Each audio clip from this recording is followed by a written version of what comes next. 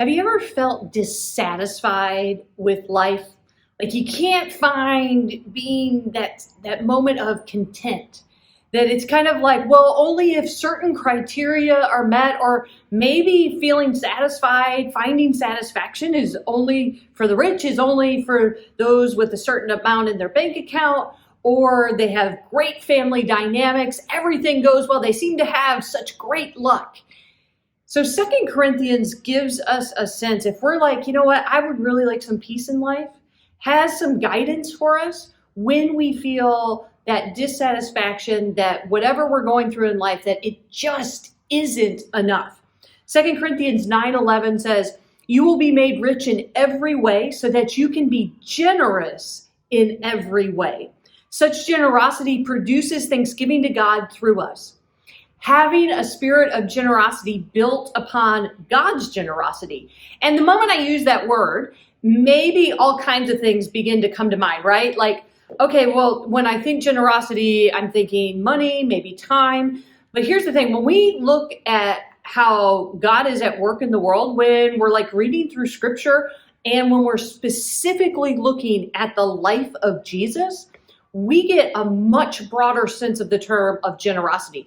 We can be generous because God is generous with love, forgiveness, mercy, grace, hope, healing, encouragement, right? So like there are all these things that we can be generous every single day with, and we get to be generous with it because God is generous with us. So if we're feeling, and this whole connection with, if we're feeling dissatisfied in life, we have to stop, take that step back and go, well, how can I be generous today with what God has been generous in giving me?